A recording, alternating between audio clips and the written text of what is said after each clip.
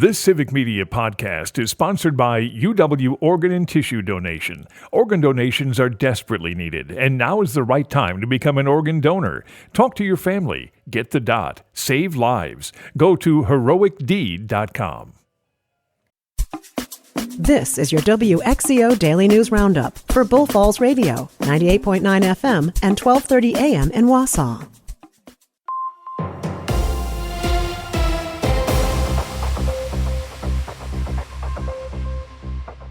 For WXCO News, I'm Brittany Merlot.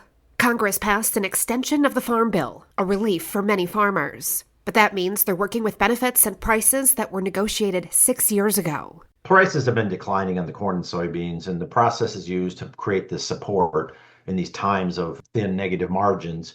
They're out of date. Those floors were set in 2018, and we've gone through a lot of inflation, and so $1,000 isn't what it used to be.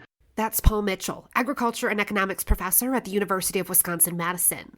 On top of that, President-elect Donald Trump has promised to cut government costs across the board. Add potential tariffs to the equation, it's got experts worried about the agriculture industry. So my real worry is that agriculture will be collateral damage for the new administration as they pursue other political priorities where, agriculture is not their number one priority. And they will take the cost of agricultural hurt to address these issues they want to address that would partly help them get elected. He says old prices aren't the only problem with extending the current farm bill, but crop insurance and conservation programs are at risk. Plus, the Supplemental Nutrition Assistance Program, called SNAP, which is still offering benefits to those who need them. And can you guess the 2024 word of the year? It was polarization. I wonder why. The Merriam-Webster Dictionary chose it because it describes the state of our country right now. Jessica Fiesel is a political science professor, and she says polarization is nothing new. We've been building to this for decades. In 2024, she says both Democrats and Republicans were trending toward extremes rather than the center. The parties have really exploited the American public in this way to their advantage. People tend to vote out of fear and hatred more than they do out of support and joy. And I think the American public is tiring of this level of hostility. Fiesel believes that polarization has become more common in the U.S. because people don't interact with others who see things differently. That problem is exacerbated online by algorithms that show users content that supports their views. A $7 million federal grant is coming to Wisconsin to help drug users. Stuart J. Waddles has the story. The state DOJ is on the receiving end of the money that will be used to enhance the accessibility of substance abuse treatment options. What's called the Wisconsin Deflection Program focuses on providing early intervention and support for people struggling with addiction. It's a collaborative effort between healthcare providers, law enforcement, and emergency services. You can call 211 for help finding local resources. And if you're having a mental health crisis, call 988. And a coalition of environmental and citizen groups are calling on state lawmakers to invest nearly $1 billion in clean water infrastructure in the next 2-year budget. Over 30 groups signed onto the letter calling for $953 million investments for infrastructure improvements and the release of $125 million for PFAS cleanup. Also, for policy changes to protect access to safe drinking water. The letter referenced water systems with high levels of PFAS contamination and lead service lines that need to be replaced. As whooping cough continues to spread, Wisconsin has seen one of the worst outbreaks in the country. According to the CDC, Wisconsin trails only New York and Pennsylvania in the number of reported cases. DHS data shows nearly 2,400 reported cases this year. That's a huge increase from the 51 reported cases last year. And nationwide, the number of whooping cough cases is the highest it's been since 2014. And in Wisconsin, they're the highest they've been since 2012. And got that common winter cold coming on? You should know that there are common mistakes happening when people pick up over-the-counter medicines. Patients at times may not read the labels or know what the active ingredients are in each medication. That's Stetson Petrikis, an Aspirus Pharmacy resident. He said that sometimes people are taking 2 different products with the same ingredients in them, which then doubles the dose and may increase side effects. It is best to talk to your doctor when, say, if you have a cough, if you've been trying to treat it over the counter and it's been about a week and then the cough gets worse, let your provider know. He says read the label and make sure it's not a combination product.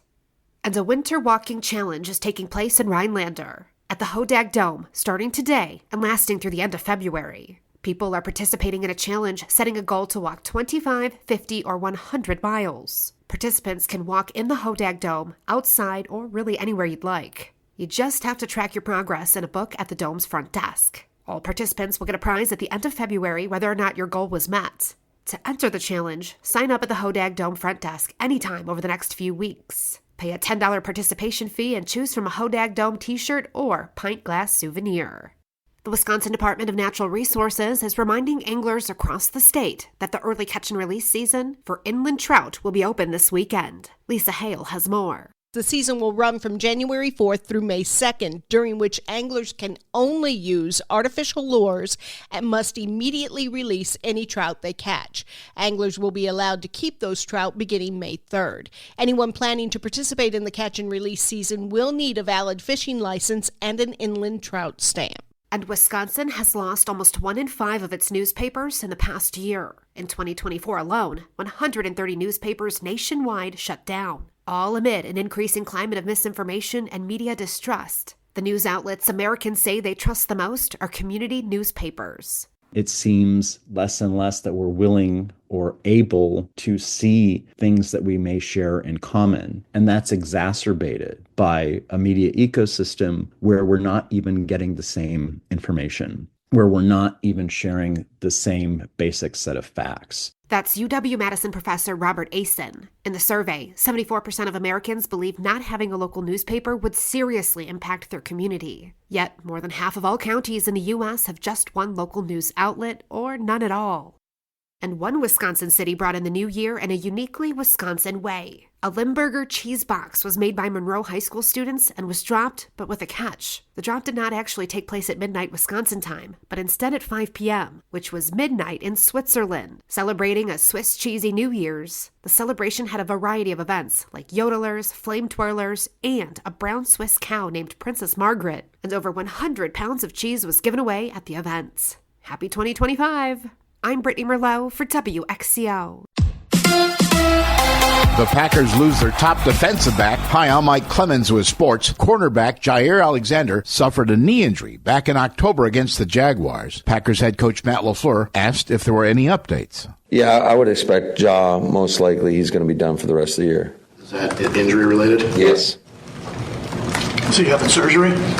Yes. Alexander had his right knee scoped on Tuesday. A report says he could be back by mid-February if the Packers are in the Super Bowl. I asked safety Xavier McKinney what it's been like watching Jair struggling to come back. Yeah, it's been tough. He's dealt with, this injury pretty much all year. Obviously, we wanted him to be back out there, but, injuries are part of the game, so we understand that. We know that he's been working, or he was working to, try to get back, but it's like every time he was trying to, he would tweak it again. So it's a part of the game. NBA, the Bucks in action tonight in Milwaukee. They host the Brooklyn Nets. With sports, I'm Mike Clemens. On your entertainment beat, I'm Pete Schwaba. People seem to notice the variety of well-reviewed films playing at the box office currently and headed to the big screen over the weekend. Sonic the Hedgehog Part 3 took the top spot at the gate with $38 million and is currently at $137 million in its first 2 weeks in theaters. The Lion King's Mufasa took a close second place with $37 million and change in its second week and is showing some good word of mouth as it is actually outperforming its haul from last week. People also wanted a little horror over their holiday as newcomer Nosferatu, which opened on Christmas Day, surprised prognosticators by pulling in $40 million over 5 days and $21 million over the weekend. Wicked and Moana 2 rounded out the top 5, with Wicked pulling in $19.5 million and Moana 2 pulling in just over $18 million. Also opening on Christmas Day was the new Bob Dylan biopic, A Complete Unknown, which pulled in $23 million over 5 days and finished in 6th place last weekend with $11.6 million. All I wanted was to hold on and live. Those are the words of Gal Gadot, who recently gave birth to her 4th daughter. The drama surrounding the birth was right out of a movie script, as the actress revealed that during the 8th month of her pregnancy, an MRI showed a massive blood clot in her brain. Gadot was rushed into surgery and during the operation gave birth to her daughter Ori. The 39-year-old actress says the name means My Light and that it was appropriate as Hanukkah is a celebration of light and miracles. Golden Globes host Nikki Glaser might have a furrowed brow through this year's broadcast. You can chalk that up to bad timing, as the comedian was planning on getting plastic surgery but had to reschedule once she got the gig. gig. Glazer says she was planning on getting a brow lift, but her agent advised her to wait until after the Golden Globes. Translation? Instead of looking surprised when she reads the nominees, she'll look grumpy. The Golden Globes air Sunday, January 5th on CBS. Former President Jimmy Carter passed away this past weekend at the age of 100. Many remember Carter for his decency, endless service to humankind, which included his involvement with Habitat for Humanity. But what most people don't know is that he was also related to Motown Records founder Berry Gordy. Gordy said that in 1978, his sister Esther did some digging into their family tree. Gordy says he was filled with shock and pride when he found out that he and Carter were actually third cousins. There's as much drama off-screen surrounding actress Blake Lively and actor-director Justin Baldoni as there was on-screen for their film It Ends With Us. Following Lively's lawsuit claiming Baldoni sexually assaulted her and launched a smear campaign against her, Baldoni is filing a countersuit claiming Lively and her team launched a smear campaign against him. Does anything good ever come from a Hollywood smear campaign? Oh yeah, publicity. For more showbiz fun, tune in to Nightlight with me, Pete Schwaba, weeknights from 6 to 8 p.m. on the Civic Media Radio Network. Mostly cloudy today, although we will see a little bit of sunshine by later this afternoon. Our high in the low 20s today. Tonight, partly cloudy with a low down to around 10. And then tomorrow, mostly sunny with a high pretty close to 15 tomorrow. I'm meteorologist Sean Cable. Current temperature 13. That's your WXCO Daily News Roundup from Civic Media. Subscribe to this podcast on Spotify, Apple, or wherever you find your podcasts. Find more news at bullfallsradio.com. The national news cycle never stops, but it can be hard to find news about your local community. Civic Media is dedicated to providing quality local and state news coverage across Wisconsin. With the Civic Media app, you can get notifications about local stories that matter to you and your community. Find the free Civic Media app in your phone's app store and choose notifications from the menu to tell us what kind of news you want to hear about.